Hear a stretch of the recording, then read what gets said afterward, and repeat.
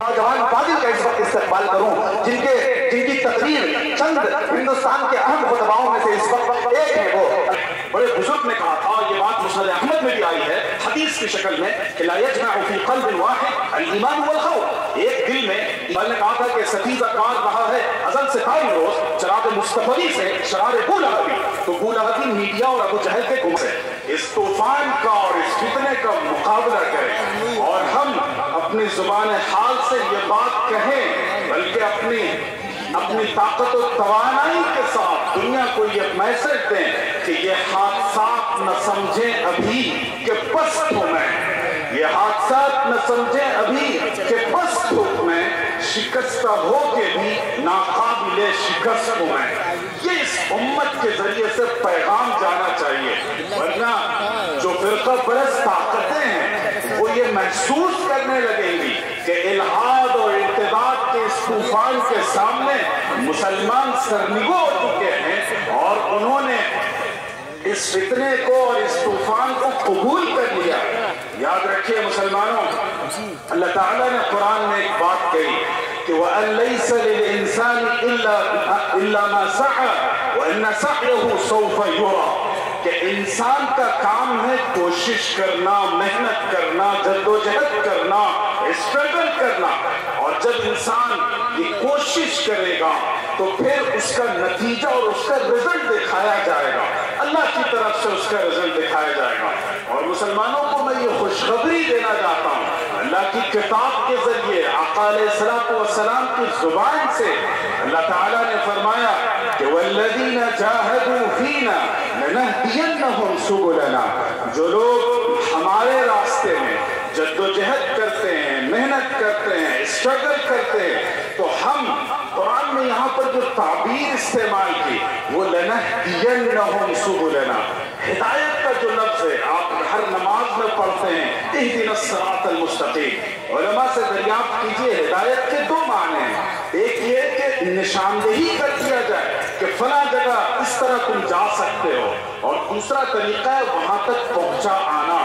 تو ہم یہ یقین رکھتے ہیں اور تاریخ ہمیں یہ گواہی دیتی ہے کہ جو لوگ اللہ کے دین کی سربلندی کے لیے محنت کرتے ہیں اللہ تعالیٰ انہیں ان کی منزل تک پہنچاتے ہیں، ان کو ان کا رزلٹ عطا کرتے ہیں، اس کا آؤٹ کم انہیں دیا جاتا ہے۔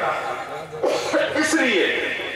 ہماری اور آپ کی مشترکہ یہ ذمہ داری ہے کہ ہم ارہاد اور ارتداد کے اس طوفان کا مقابلہ کرنے کے لیے کھڑے ہو جائیں، اور آپ کے بس میں، آپ کی طاقت اور سکت میں جو کچھ ہو وہ کر گزریے۔ خواتین اس میں سب سے بڑا کردار ادا کر سکتی ہیں۔ بنیادی طور پر ہمیں 3 کام کرنے ہیں۔ سب سے پہلا کام یہ ہے کہ دینی تعلیم کو گھر گھر اور گھر گھر تک پہنچایا جائے۔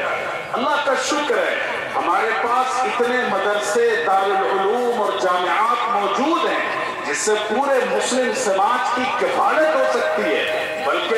بعض علاقوں میں اور بعض جگہوں پر ضرورت سے زائد ادارے پہنچ چکے ہیں جہاں طلبہ میسر نہیں ہیں اور مدرسوں کی عمارتیں منتظر ہیں اپنے طلبہ کے لیے۔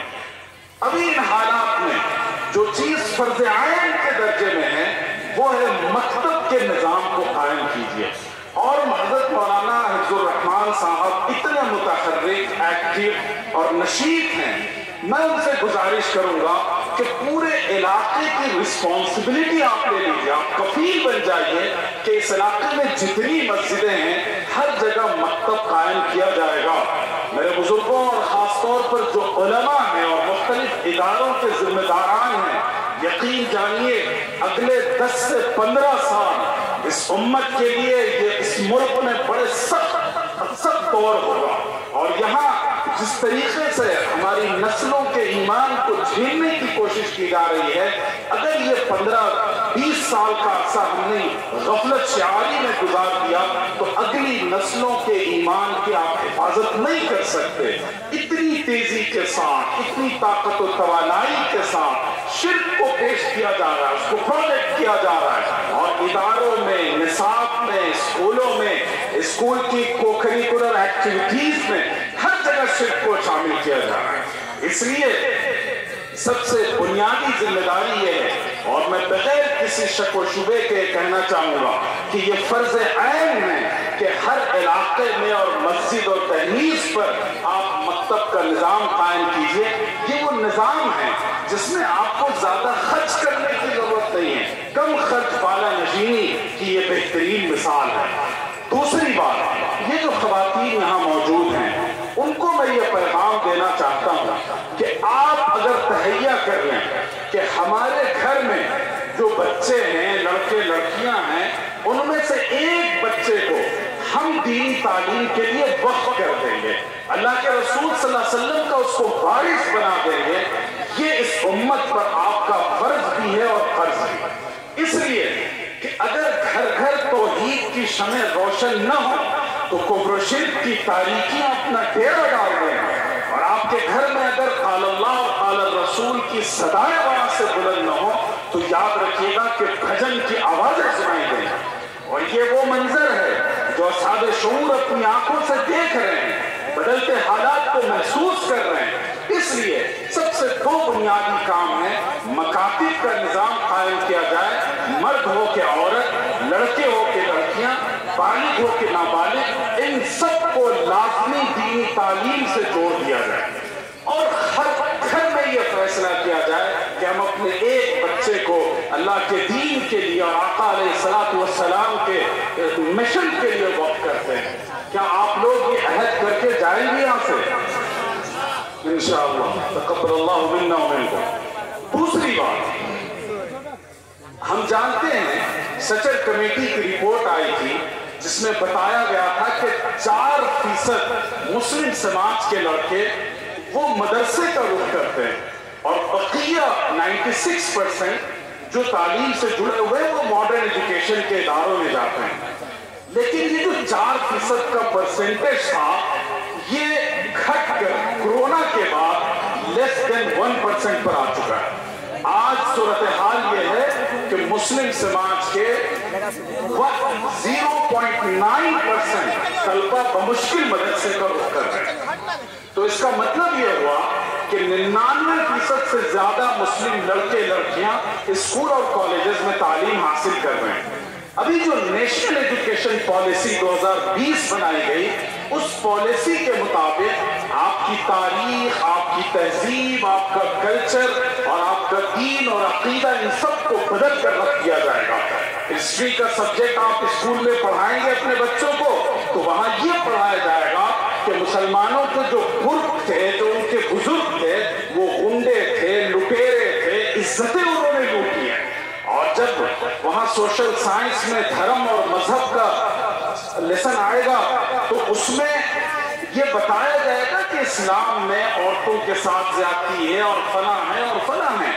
گویا کہ شرک اور کفر کو آپ کے بچوں پر تھوپنے کی کوشش نہیں کی جا رہی ہے، باضابطہ اس کو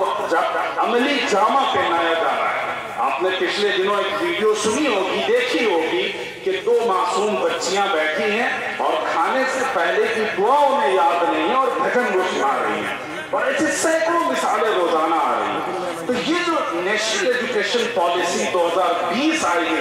لائی گئی ہے، یہ اصل میں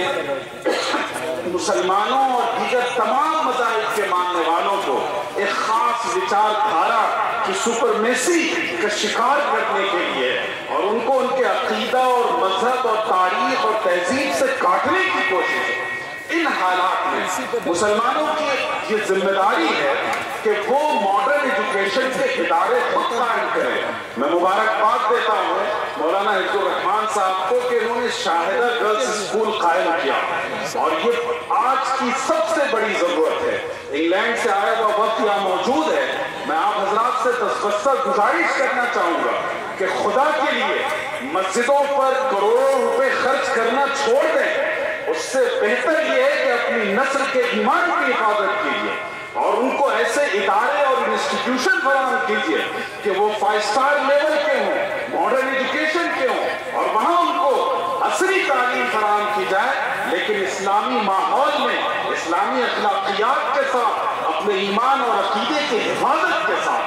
یہ آج کا فرض عین ہے، کیونکہ 99% سے زیادہ مسلم لڑکے لڑکیاں وہ ان اداروں میں پڑھتے ہیں اور باضابطہ ان سے شرک کروایا جاتا ہے، مورتی پوجا کروائی جاتی ہے، وندے ماترم پڑھوایا جاتا ہے، سوریہ نمسکار کروایا جاتا ہے، سرسوتی کی